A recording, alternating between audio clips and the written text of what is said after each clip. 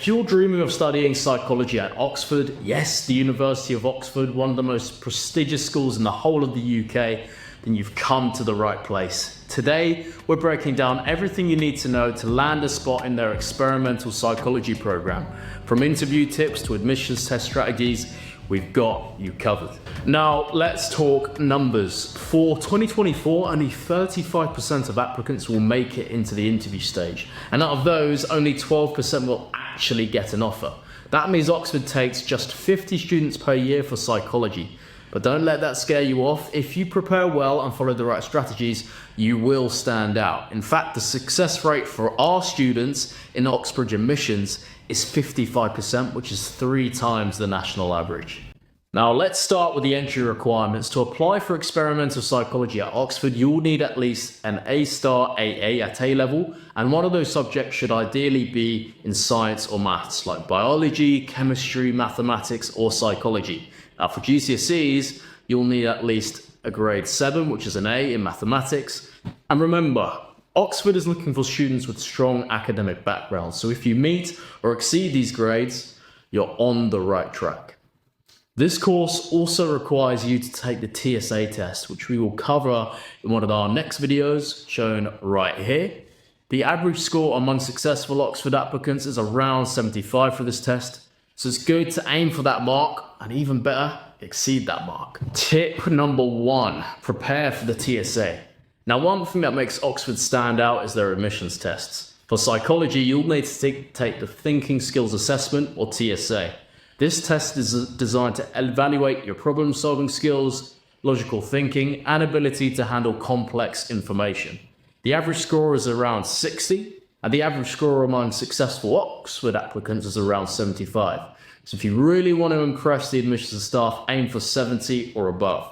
A few students even score higher than 80, but don't worry, consistent preparation is key here. So, how do you prepare for the TSA? Start early. Do not wait until the last minute. And the first and last thing you can do is check out our video on how to get a good TSA score here. The test is all about critical thinking, so practice solving problems logically and under time pressure. You can find practice papers online, and we highly recommend working through them consistently. Timed practice tests are especially useful. They'll help you manage your time effectively on test day. And remember, the TSA is all about quality thinking, so do not rush through it. Focus on developing a methodical problem-solving mindset. It's really important to know that common question types in this test. Now, there are about 20 different question types in total, which I can't go through all of them in this video now, but maybe I will make a second video on it.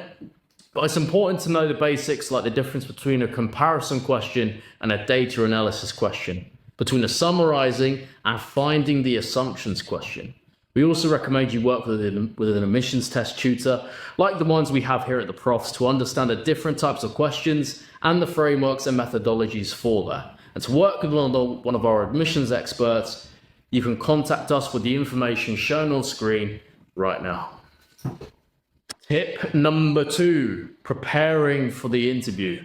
Next up, the interview. Oxford interviews are legendary, and they're definitely not something to take lightly. In fact, you should prepare for your Oxford interview the same way you would for an exam.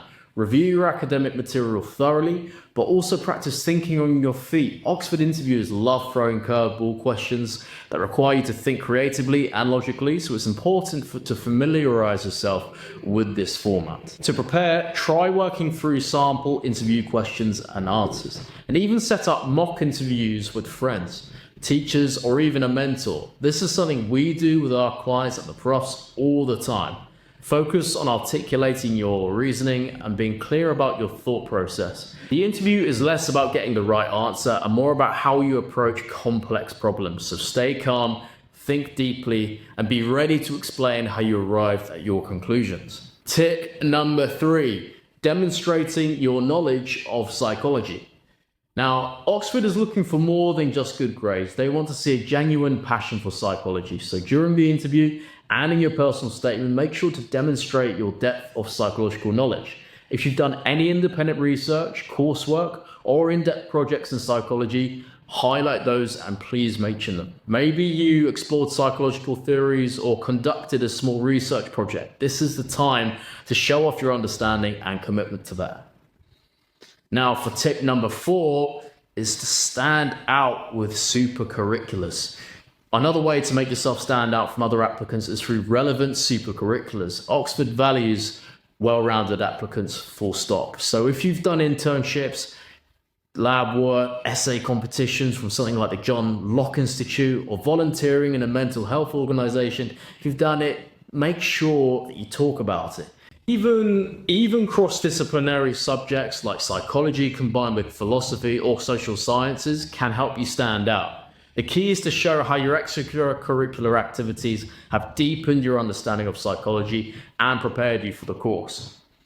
Now for our final tip, which is tip number 5, follow our 5-pillar plan. Now you can get these tips and tricks that we at the Profs have spent the last decade crafting. We have broken the personal statement down into a step-by-step system of what you'd need to do to maximize your chances of success. You can get it for free using the link in the description down below. It's an Oxford specific exemplar, and this will help you stand out in your application and make the application writing a breeze. Knowing the plan, all you need to do is go through your motivation, your key readings, your key skills, your work experience if you have it, and your career plan. And for bonus points, you can talk about your psychology aptitude as well. Now that's just a tiny amount of the insight we have for this fantastic program, one of the most popular psychology programs that we work with. If you enjoyed this video, please give it a like and subscribe and hit that notification bell for more frequent admission advice uploads and study tips. And check out our other videos in the degree admissions series. We have them for undergraduate and postgraduate as well, and a lot for psychology coming up.